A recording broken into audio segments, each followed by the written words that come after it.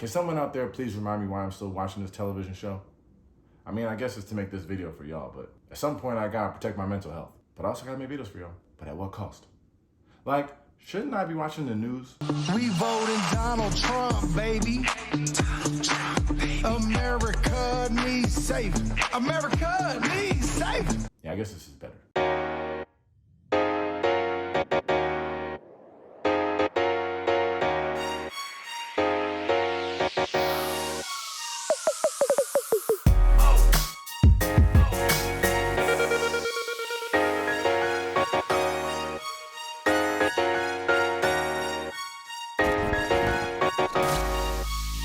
Alright, welcome to Taste Take. If you're new here, today we're talking about the first 4 episodes of season 6. 6? There's been 6 of these? Sorry. We're talking about the first 4 episodes of season 6 of Too Hot to Handle. If that's something you're into, hit that subscribe button for your boy. For my regular taste takers, let's just hope that this is the last season. Boom! Episode 1. This one's called Bad to the Cone. Wait a minute. I don't have to do background here, right? Like, this is season 6. You guys should know what this show is about. I'm not doing okay, I'll do a little quick background. Okay, Too Hot to Handle. The concept is very simple. You get a group of very hot people who have a hard time settling down. You put them all in a room. You set them on like a little secret retreat. They sign up for what they think is a normal dating show with other hot people so they could just canoodle and smooch and rub booties and all that kind of stuff. When they get to the filming destination, boom, they find out they're on Too Hot to Handle. So if they start smooching or rubbing butt cheeks, they lose out on potential prize money. Here in season 6 though, for the first time, they actually knew they were going on Too Hot to Handle before the show even started, which I've been saying for ages now. Like, how long could they keep this charade going? Oh, and another new thing they have this season is BAD LANA, who they made black. And I'm not saying that's racist, but I'm not saying it's not racist. I'm just kidding. BAD LANA is way more fun than good Lana anyway, so I stand with BAD LANA. Or Black Lana. Should I call her BAD LANA or Black Lana? Okay, to our season 6 cast, we got 5 guys and 5 girls. First up, we have Gianna. She's from Arkansas in the United States, and she's a college student. The notable quote from her little intro is that one time she had 30 guys on her roster. Logistically, I'm not sure how it works, but I am impressed. Next up, we have Lucy from London. I think she just travels. She says that this is her year of saying yes. I guess her notable quote is that she says she listens to her vagina more than she listens to her brain. Okay. Then we got Damari from Indiana. He describes himself as an 11 out of 10. Notable quote from Damari, he says, "I'm a stockbroker. Every girl wants a share." Thank you, Damari. You could just see your way in. Next is Kylisha from Toronto. She says that she's no man's piece. At the end of these 4 episodes, she's also no man's love interest. Notable quote from Kylisha, she describes herself as the ultimate fuck girl. Dream big, boo. Then we got Charlie. He's from Kent in the UK. He's in school and he plays the saxophone. I don't even know if I have a notable quote from this dude. No, that's probably because his accent is thicker than Meg Thee Stallion. But I do know that his saxophone did not sound good. Okay, Jordan. He's from California and he's a surfer. It's very unique. Notable quote from Jordan. He said that he used to be an ugly duckling. Now he's a sex demon that's hooked up with everyone in his town. I guess that's one way to get to know the neighbors. All right, we have the homie Bree, and the homie Bree is from Atlanta. Her notable quote is that she says that she's a player. And let's all just remember that for later. Then we got Chris. Chris is from the UK. I mean, like, what even is this? Even Damari's looking at him like, Chris, believe it or not, is a model. Thank you. I guess a notable quote from Chris is that he loves Nyash. And as just a cute little American boy, I didn't know what Nyash is. I guess it's like the British version of Gyat. But, yeah. Thank you, Chris. And why the hell does he look like Tyson Beckford? Next up, we have Jao, the guitar player from Brazil. And I don't think anyone on Netflix checked his paperwork all the way because this dude is definitely 13 years old.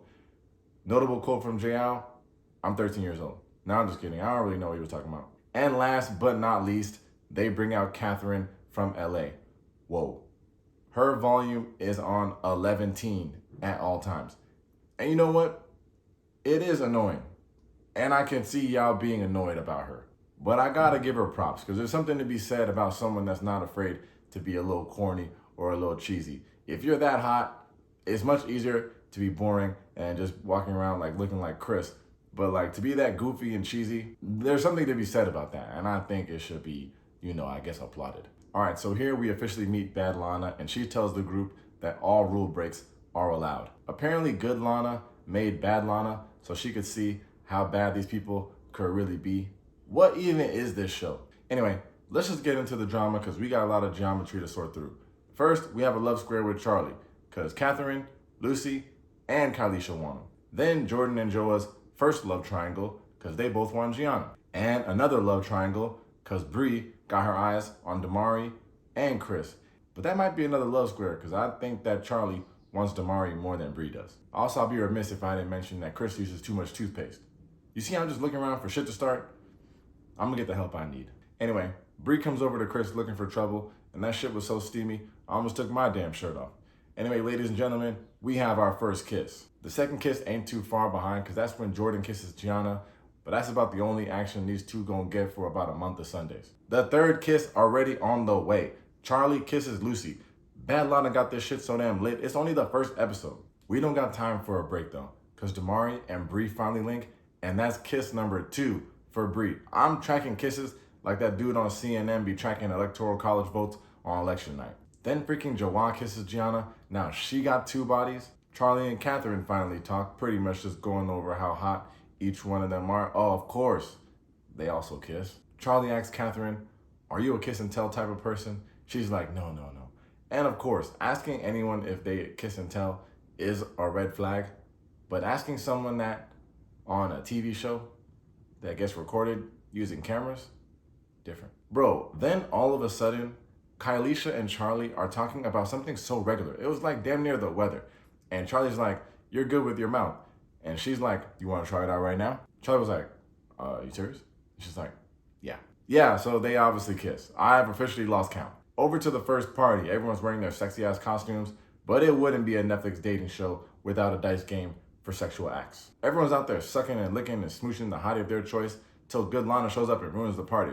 She's like, get y'all horny asses on the couch. They all sitting there like they in detention. So good Lana's now breaking down the rules that we all know and love.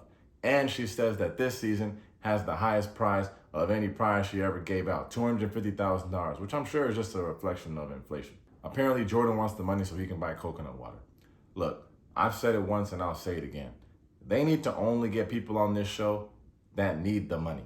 Like, find me someone where $25,000 would be life-changing, because these people, they look like they all right, and they gonna be smooching because they don't care that they losing money. Anyway, good Lana tells the group, all y'all broke a rule. I mean, obviously, like, Bad Lana had that shit lit up in there. But she's like, but 2 of you guys are the biggest rule breakers, and you gotta go. The whole time I'm watching it, like, obviously it's Charlie and Bree, and for sure it is. She tells them that they've been banished.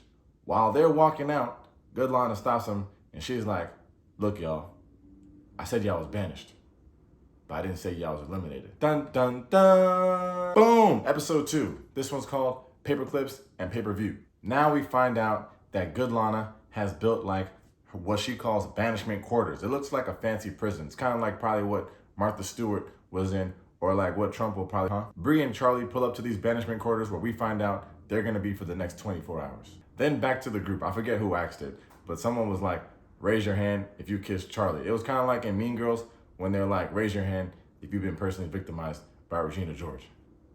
Then they asked who kissed Bree. Got my 2 brothers looking like the Spider-Man meme. Lana tells the group that they're gonna get 2 new people, and both of them are ex-castmates. Meanwhile, Bree and Charlie are literally counting paper clips. All right, to the 2 new people. We got 1 guy and 1 girl. The girl is Flavia. She's from season 4. I think Jordan even said he wanted it to be Flavia. Well, there you go. I look forward to watching you fumble it. Flavia says that since she's been on the show, she's been working on her glutes. And I don't got no reason to call her a liar. Oh my God! Of course, that cooks up another love triangle because Joa wants her too. Then for the ladies, they bring in Louis from season 5. Naturally, they all like him. Lana tells the new people they both gotta pick someone to go on a date with by sunset. These boys are literally drooling all over Flavia. Jordan damn near chokes on an entire kiwi trying to get her attention. Then you got Damari over here like, yeah, I was talking to someone, but she got kicked off, so we good. Like that's what he said. So Damari gets some time with Flavia. Bad Lana pulls up to the banishment quarters and she's like, hey, Bree, come here. You trying to see your man on a date with Flavia? She's like, yeah, of course. Like, well, that'll be $5,000. They take the deal, and now they're watching this cringeworthy date between Damari and Flavia. Damari tells Flavia that he's a stockbroker that also raps, then proceeds to spit the weakest 8 bars in rap history. Now, she has to watch him get rubbed down. Like, imagine spitting some trash raps and then getting a hot girl to rub you down. Life is not fair for all people. I will just say that. Okay, over to the other side. Louis pulls up on Lucy for a little one-on-one time. Bad Lana's in the banishment quarters. She's like, hey, Charlie, come here. Just between me and you, Louis is pulling up on Lucy. They're getting a little close. Would you happen to maybe want to see that? Oh, you would. Because it would just be a small fee of $5,000 as well.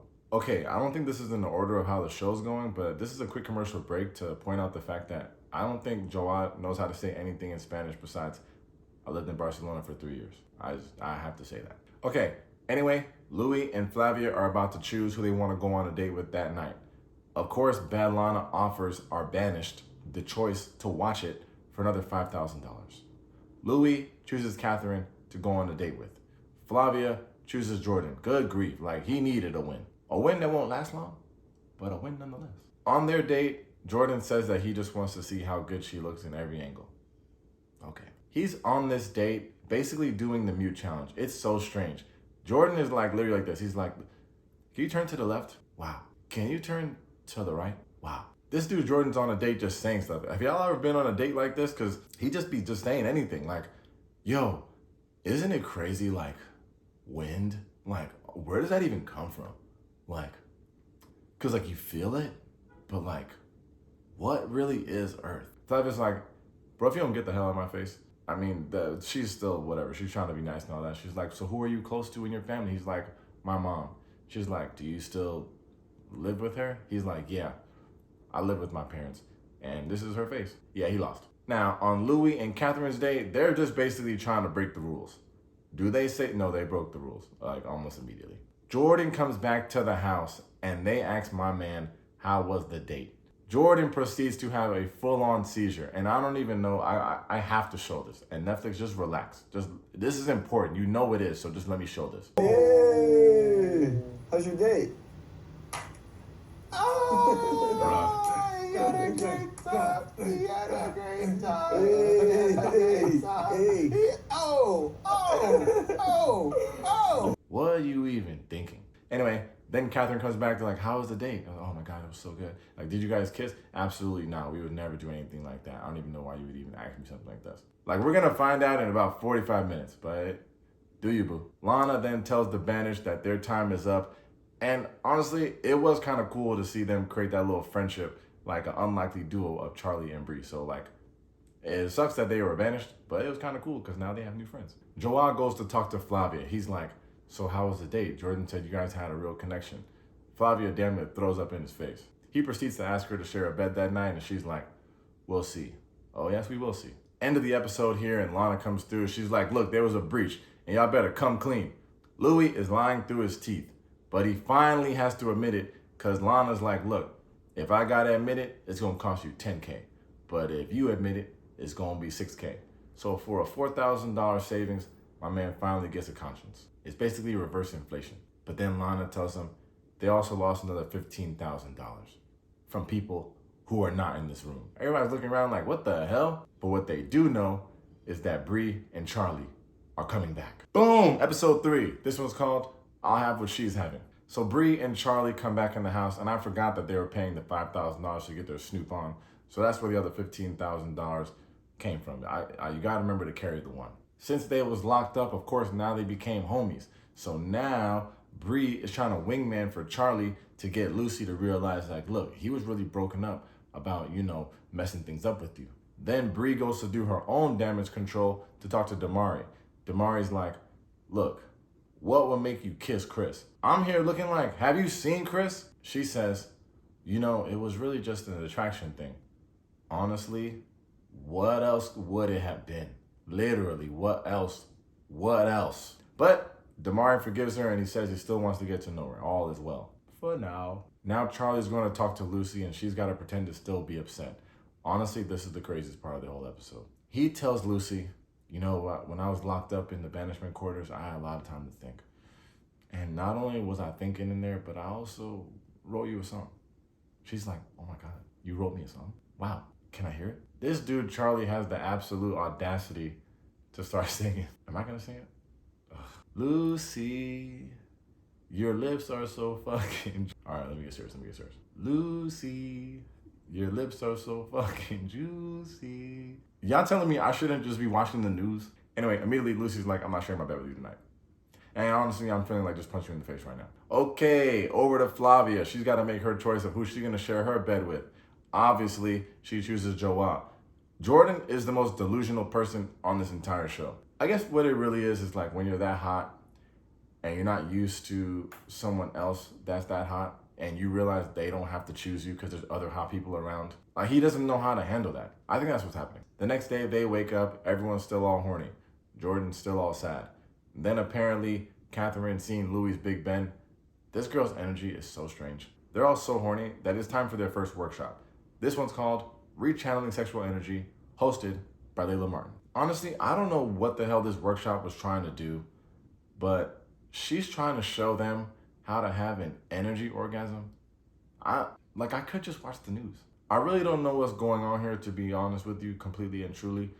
But I do know that about 45 minutes after Flavia told Jordan that she just sees him as a friend, Jordan now has to hear her moaning in Dolby Digital surround sound. Overall, I don't think that exercise did what it was supposed to do because they all walk out of there even hornier than when they started, which I didn't even think was even possible. And just like that, when they get back, Flavia and Joa start us off with the first rule break of the day. You can see that the workshop is really changing them. Over to Charlie, who's working on Operation Straight and Narrow with Bree as an attempt to get Lucy back. His plan is to play the saxophone for her. And if I know anything about Charlie, it's probably just a smooth jazz rendition of Tip Drill. But that stupid ass concert works though, because she falls for it and they get some one-on-one time. And of course, in their one-on-one time, they also break a rule by smooching. I also shouldn't have to report on this, but Louis and Catherine spend some time alone and they break a couple rules of their own. Now it's time for Lana to get the group back together. But before Lana can spit her piece, Jordan's like, look, y'all, I have an announcement. Everyone's looking around like, I know you ain't break no damn rules. Jordan's like, it's time for me to leave the retreat. I'm going home. Joe, soft ass. Jordan's like, sometimes I just fall too hard. Fall too hard? You had one weird ass date. What's wrong with you? Anyway, he's out of there and Catherine already forgot his name. Okay, back to Lana. Charlie and Lucy come clean. They're like, look, Lana, we did share an intimate kiss, but that was only after I said sorry and played a nice little saxophone for her, so it was a real connection. Lana was like, yes, I did see that it was a real connection, but that'll still be $6,000, please. Then Flavia and Joa come clean. Yeah, that's another $6K. Last, and the opposite of least, Louis and Catherine get exposed for another $18,000. Lana's like, look, I had to charge y'all more because Louis had to take a break to get some oxygen. That's how much y'all was sucking face. And for those of you counting at home, that's a total loss of $30,000 in one day. The $250,000 pot is now at $199,000. Congrats. But Lana's not done with them. She tells the group, you know what, after all that, I have an idea. I'm gonna send Louis and Catherine in my private suite for the night. Do y'all remember what happened the last time Louis was in the private suite for a night? When they get to the private suite, Bad Lana's already there waiting for him. And she's giving out Black Friday, Amazon Prime Day specials for rule breaks. Everything's half off. I'm like, damn, there's no way they're gonna make it through the night like this, especially with those kind of prices. But they maybe feel really bad for costing the group so much money, so they might just chill. About 13 seconds later, they're both naked in the hot tub. Boom, episode 4. This one's called Clock Blocked. So the whole crew wakes up the next day almost positive that Louis and Catherine broke some rules in the private suite. They be breaking rules in public. So the group's all back together again, and freaking good Lana's out there gassing it. She's like, yeah, what do you guys think about Louis and Catherine in the private suite? What do you guys think they did okay? Oh, and just so you know, because the private suite, it had toys, it had whips, it had champagne. My homie Bad Lana was in there for the interspecies threesome. And she tells them about them happy hour prices. But after all that and the freaking fake suspense, of course they didn't break a damn rule. Even though I don't know how being butt naked in that tub was not a rule break, but it ain't my show. Now Lana wants to know if the rest of the group can follow their lead because we're getting 2 new people. We got Valentina and Christian, who've already chosen 2 people to go on dates with. And for the record, is this dude's name Christian or Christian? Anyway, Valentina chose Damari and Christian chose Catherine. Damari's like, of course she chose me. Like, how could she? Have y'all seen what I look like? Like, of course she chose me. See, what I like about this dude is that he's also humble. But watch how he pretends to be sad when he's sitting next to Bree. Like, you ain't low, man. Does he know that these cameras record in 4K? He might not know. And just to give Damari and Catherine a little extra room to be free, good Lana banishes Bree and Louis. Ugh, god damn, Bree. A two-time offender. You hate to see it. Bree's like, come on, Louis, I know a shortcut. And just to make matters worse, when these two get into the banishment quarters, freaking Bree hits her head on the damn bed. And I know y'all didn't see that part, so go ahead and rewind it when you get a chance. Ugh, insult to injury. Okay, so over to the dates. Catherine has just finished telling us that Louis is not her typical type physically. She normally likes guys with blue eyes, which you know is rubbing me the wrong way. Of course, this dude, Christian, is just exactly how she described what she normally likes. Of course. And in case anyone was wondering, on this date, he's already acting as insufferable as he looks. Damari tells us how much he loves ass.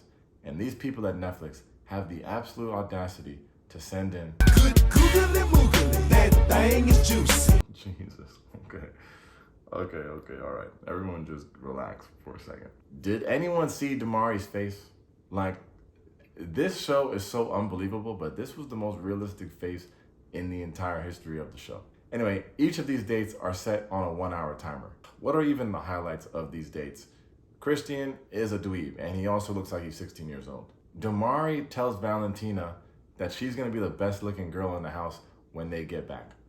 Like, can someone just please bring out BAD LANA right now? Valentina then asks Damari if he's seeing someone. He's like, yeah, I'm kind of seeing someone, back at the house. She's like, well, did y'all kiss? Yeah, no, we only kiss. You guys only kiss? That's it? That's crazy. Yeah, no, only a kiss. Like, does she like you? I mean, I don't know if she likes me. Like, what do you mean, like, we talk. She's like, do you like her? Well, I mean, cause there's sand here, and cause this dude Damari is literally flame broiling himself. Then back over to Christian, who's literally hosting an episode of 60 Minutes, but not listening to any of the answers. So, do you have siblings? Yeah, I have an older brother and older sister. Whoa, that's awesome. What about work? What do you do for work? I'm a model. Whoa, that's awesome. Shut up, Christine. Anyway, then Lana comes over to tell them that their 60 minutes is up, but that she could offer them 30 more minutes to keep getting to know each other. But that would also mean that their partners would spend 30 more minutes in the banishment quarters. Catherine and Damari both say yes. Then, of course, Lana's snitching ass goes over to the banishment quarters to tell Bree and Louis that they both extended their dates. Okay, now we're in overtime, and Valentina is doing everything in her power to get Damari to kiss her. It's essentially a foregone conclusion at this point. We're just waiting to see it happen. Back over to cell block 8, Louis asks Bree, hey Bree, what if Damari kisses Valentina and he says, she's not for me? What would you say to that? And Louis, I give you a hard time, but that was a good question. That was a good question. Bree's like, oh, well, if you wanted to break a rule with her, you might as well keep her. Damn, that's crazy. Because it's like because you also kissed another person too. Well, I get it, whatever. You kissed Chris first, but, back to the date, Valentina's like, look, bro, do you want to kiss me or do you want someone else at the house to do it first? Yikes. What a freaking bar. And that bar was the last bar Damari needed to hear because he already knows that Chris is back at the house just getting hotter by the second and with no match. Damari gets his kiss. All right, Lana got one more offer up her sleeve. She goes to Bree and Louis and she's like, look, I'm gonna give your partners the opportunity to spend 12 more hours with these dates if they so choose. But that would leave y'all locked up in here also for 12 more hours. Ain't no way Damari gonna keep that black girl locked up in for 12 hours. I know that for a freaking fact. Lana goes to Catherine. She's like, what say you? You want 12 more hours with this dweeb? Catherine's like, get me the fuck up out of here. Catherine's like, get Louis out of there. He's free. Lana goes back to Louis. She's like, Louis, Catherine has freed you. Bree, your man need more time. What's up with that? Also, Lana ain't shit for putting that literal hold music on Bree's face. Like, stop playing in that black girl's face. Back at the house, this part was so confusing. Catherine and Christian come back holding hands. Their date is over. They're free. Christian is now meeting the other girls. None of them even want him. Like, that's how cheesy this dude is. Then Bree comes back looking pissed. So I guess she wasn't banished for 12 more hours. But it's just strange. There's no sign of Damari and Valentina yet. Everyone's looking around like, yo, where are they? Oh, there they are. Everyone is stuck, mesmerized at those things. They asked Damari, hey bro, how was your date? Damari's like, yeah, it was a nice date on the beach. There was sand, there was water. Valentina's like, yeah, and we kissed. Good Lord. Then here goes surround sound Joa. You already spent the money, bruh. Shut up. The whole house is looking like, what? What'd he say? Huh? Louis like, oh, hell no. People are out there kissing on these dates. Let me go find out what's up with Catherine. He grabs Catherine and Catherine's like, look, bro, relax. I didn't kiss him. I'm not even attracted to him. You're good. Back to Bree. She's ready to be done with Damari if he kissed her. She's like, if he did that, he ain't getting no second chance. Well, remember how you needed a second chance in the beginning? Because you said that you were a player. Remember I said to remember that? They finally get their one-on-one. Damari is in there curled up like a small child who's in timeout. Bree is talking to this man, but she's wearing the big boy pants. She's like, bro, look me in the eyes when I talk to you. I stopped looking around. I started looking directly at my TV because I was afraid of what was going to happen next if I didn't. She tells him, you an alpha, right? And for the millionth time, what even is an alpha? All right, let me get focused. Bree's basically ready to fight this dude physically. And Damari's like, okay, I'm ready to talk. One thing led to another. And boom, we got a cliffhanger until next week. And the scenes for the next couple episodes look so freaking crazy, just as crazy as I need them to look. And I guess that's episodes 1 through 4. Oh my gosh, what even is this show? Truly, what is it? Are y'all really sure I shouldn't be watching the news? Ugh. Oh, let me do my little closing thing. As always, thanks for checking out Taste Take. If you enjoyed the video, make sure to hit that like and that subscribe button in the comments. What do y'all think about this season? Should Bree give him another chance? Because I guess he don't really like Valentina all the way like that. Her body's just so crazy, he just can't even like fight it. But what should Bree do? I feel like he's already over Bree, to be honest. But if he wasn't over her, I think she should give him another chance, but whatever. Yeah, I'll be back next week to talk about episodes 5, 6, and 7. Have not seen them. Very excited of what's to come. Thanks for the time, y'all. Peace. Hey. Yeah, because next week, it looks like a whole bunch of new hookups that I didn't see coming. Like, Chris is obviously way too hot to not be hooking up, so hopefully he gets some action. I can't believe there's been 6 seasons of this show. This gotta be the last one. It gotta be. It's so dumb, but we'll see how it goes. Lucy, your lips are so fucking juicy. What are you thinking? What was this dude thinking? Being hot is crazy. You can just do stuff.